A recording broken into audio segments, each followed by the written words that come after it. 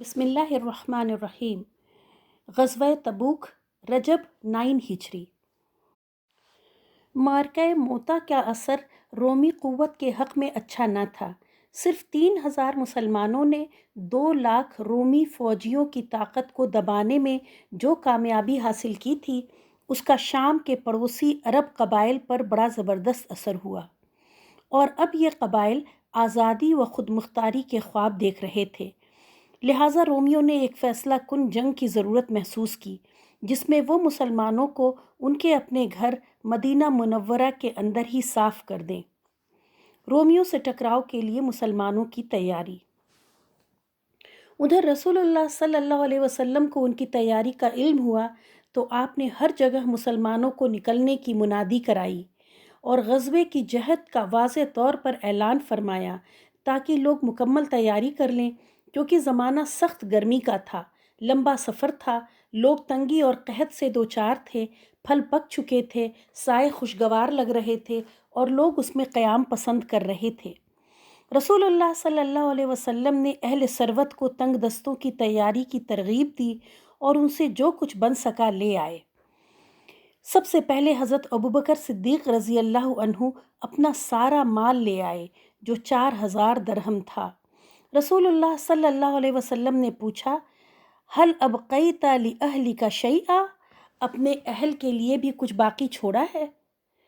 عرض کی کہ ان کے لیے اللہ اور اس کے رسول کو چھوڑا ہے۔ حضرت عمر بن خطاب رضی اللہ عنہ اپنا آدھا مال لے آئے۔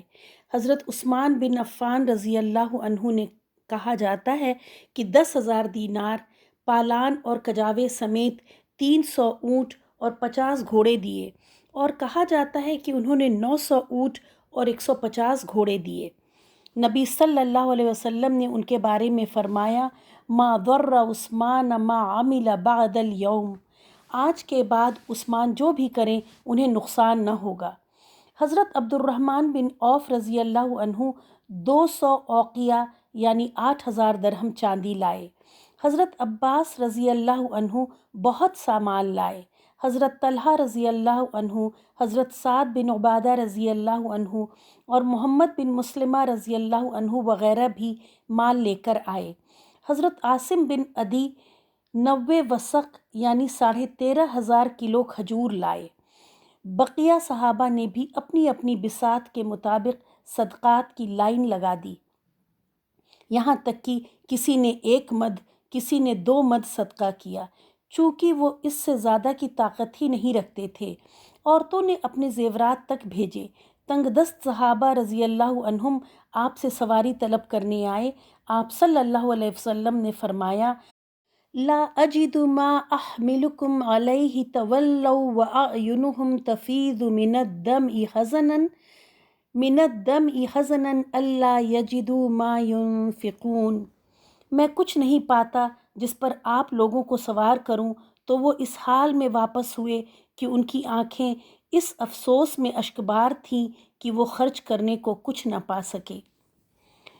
چنانچہ انہیں حضرت عثمان اور حضرت عباس وغیرہ نے تیار کیا۔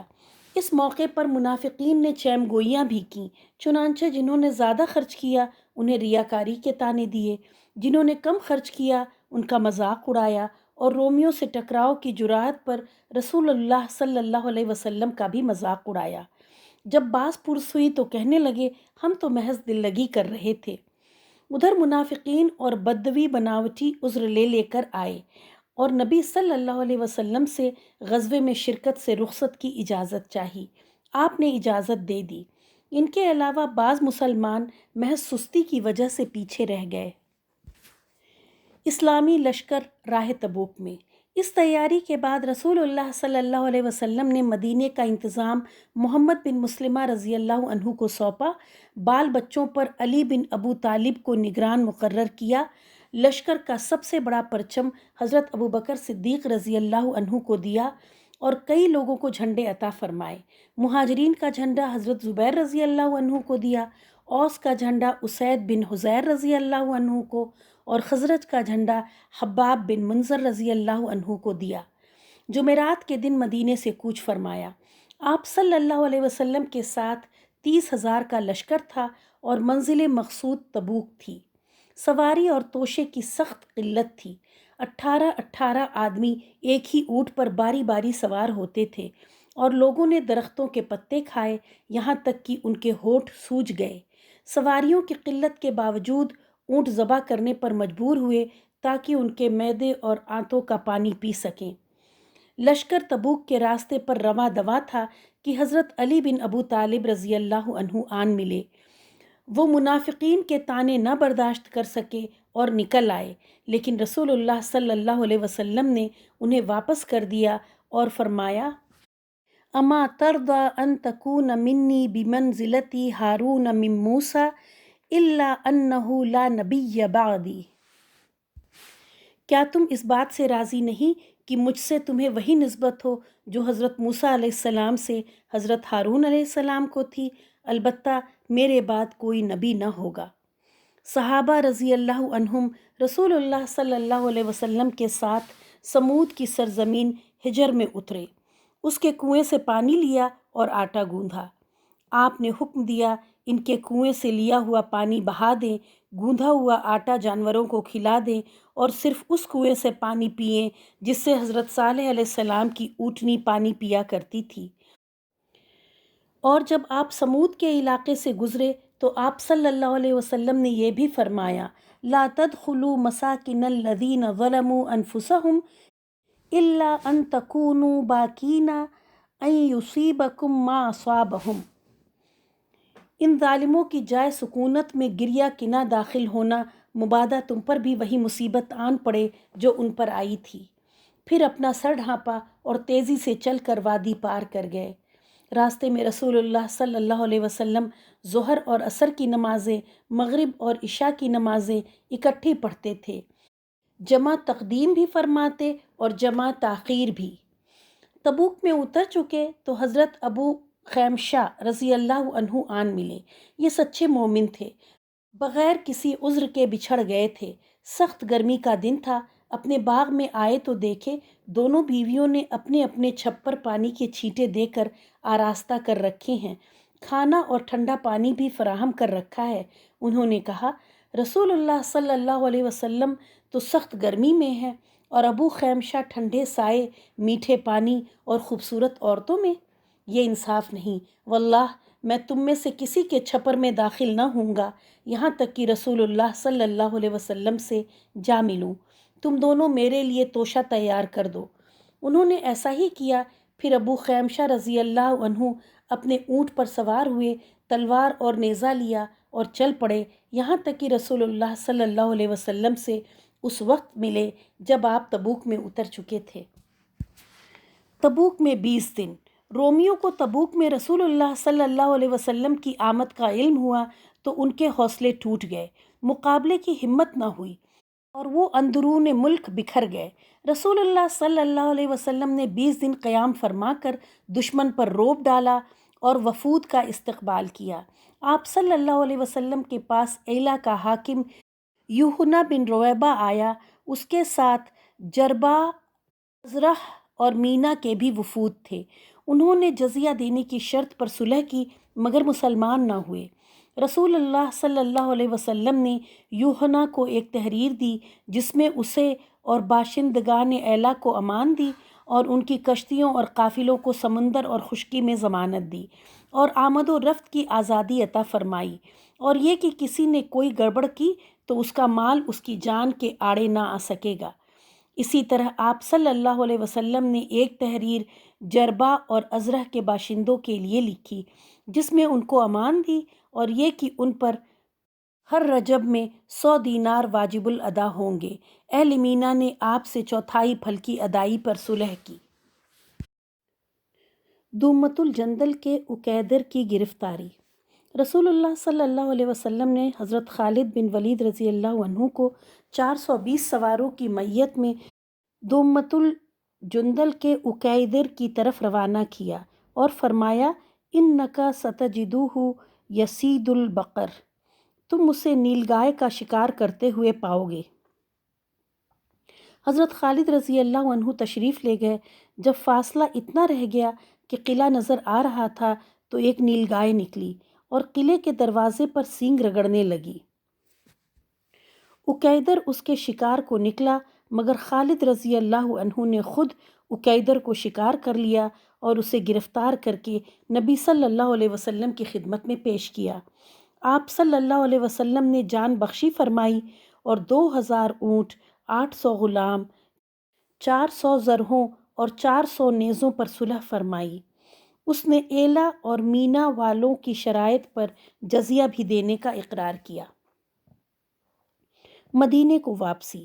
20 دن کے بعد رسول اللہ صلی اللہ علیہ وسلم نے مدینے واپسی کی راہ لی۔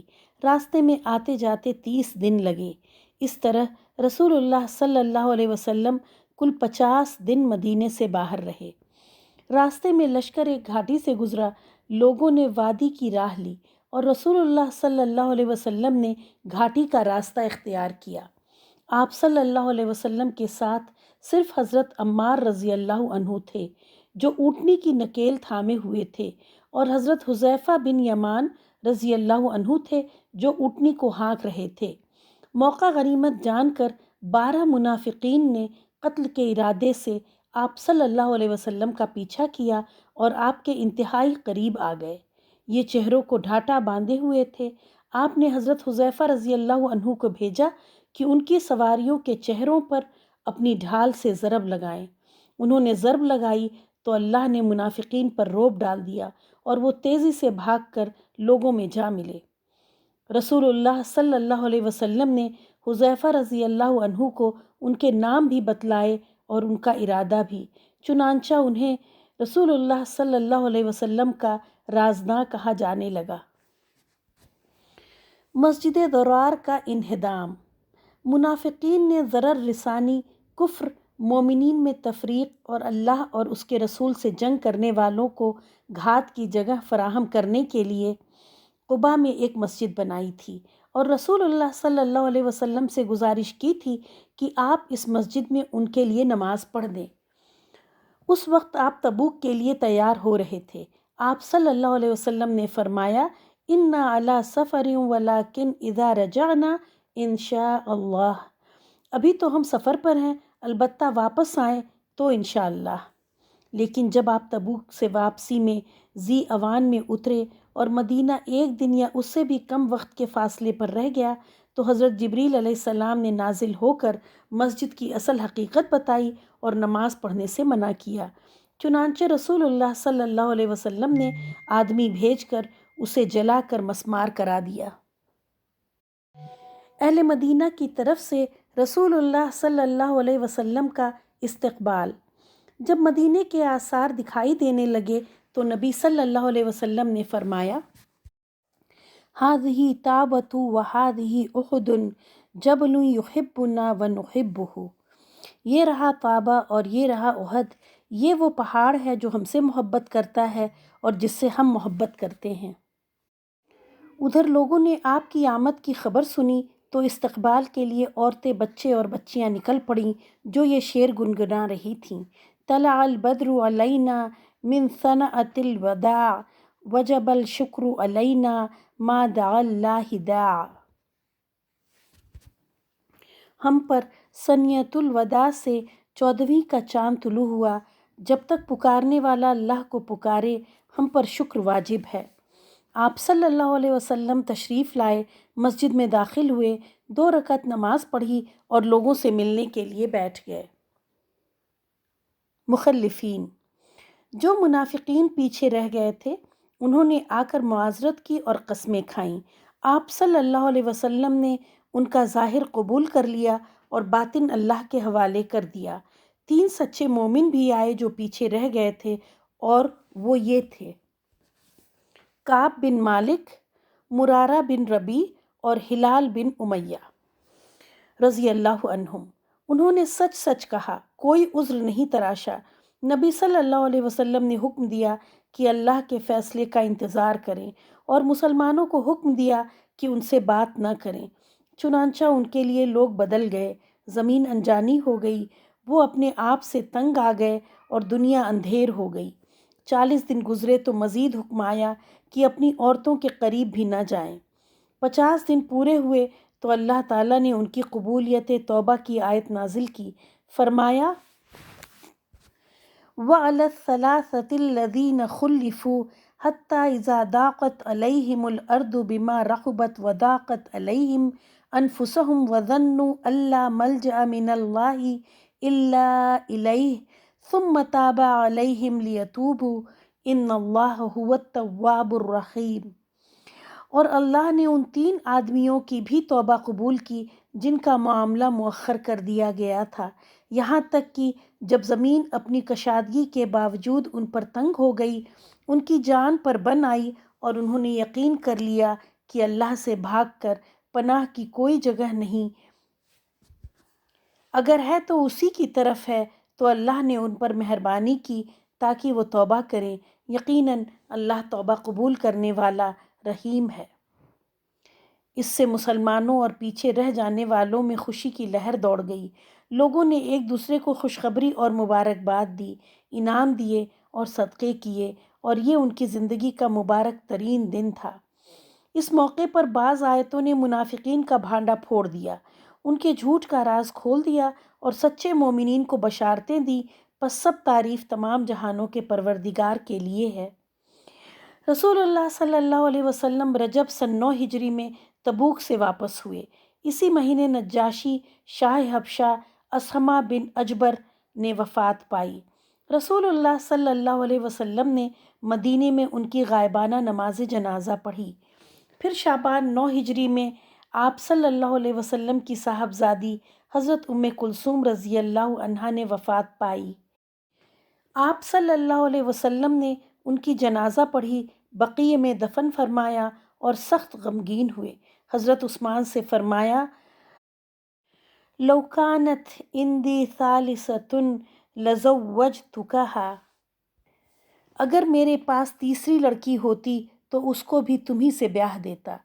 پھر ذی قعدہ 9 ہجری میں منافقوں کا سردار عبداللہ بن ابی فوت ہوا۔ رسول اللہ صلی اللہ علیہ وسلم نے اس کے لیے دعائے مغفرت کی اور اس کی نماز جنازہ پڑھی۔ حضرت عمر رضی اللہ عنہ نے اس کی نماز جنازہ پڑھنے سے آپ صلی اللہ علیہ وسلم کو روکنے کی کوشش کی، مگر آپ نہ مانے۔ پھر قرآن کریم کی وہ آیت نازل ہو گئی جس میں منافقین کی نماز جنازہ پڑھنے سے منع کر دیا گیا۔ غزوات کے متعلق چند کلمات۔ جاہلیت میں جنگ کے معنی تھے بغیر کسی رحم و مروت کے قتل و غارت گری، آتش زنی، اکھاڑ پچھاڑ، لوٹ مار، عورتوں کی بے حرمتی، زمین میں فساد، کھیتی باڑی اور جانوروں کی تباہ کاری، لیکن اسلام نے آ کر جنگ کے مطلب کو مکمل طور پر بدل دیا۔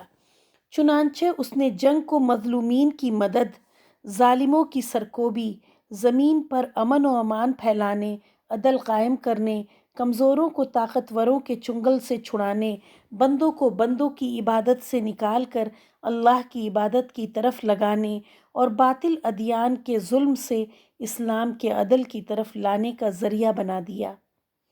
عربوں کی عادت نہ تھی کہ کسی کے سامنے سر جھکائیں، خواہ جنگ کتنی ہی طول پکڑے اور قیمت بھی کتنی ہی زبردست چکانی پڑے۔ چنانچہ بکر و تغلب کے درمیان جنگ بسوس 40 سال تک چلتی رہی اور فریقین کے کوئی 70,000 آدمی مارے گئے، مگر کسی نے دوسرے کے سامنے سر نہ جھکایا۔ اوس و خزرج کی لڑائی 100 سال سے زیادہ چلی، مگر کسی نے بھی دوسرے کے سامنے سر نہ جھکایا۔ جنگ جاری رکھنا اور دشمن کے سامنے کبھی سر نہ جھکانا اسلام سے پہلے عربوں کی معلوم و معروف عادت تھی۔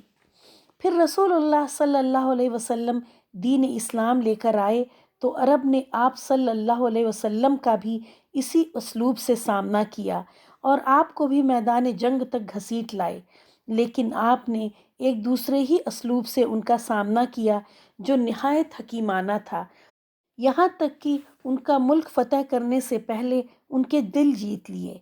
آپ کے غزوات میں کام آنے والوں کی تعداد اور ان غزوات کے نتائج کا تقابل جب جاہلیت میں پیش آنے والی جنگوں کے نتائج سے کیا جائے تو عجیب و غریب بات سامنے آتی ہے۔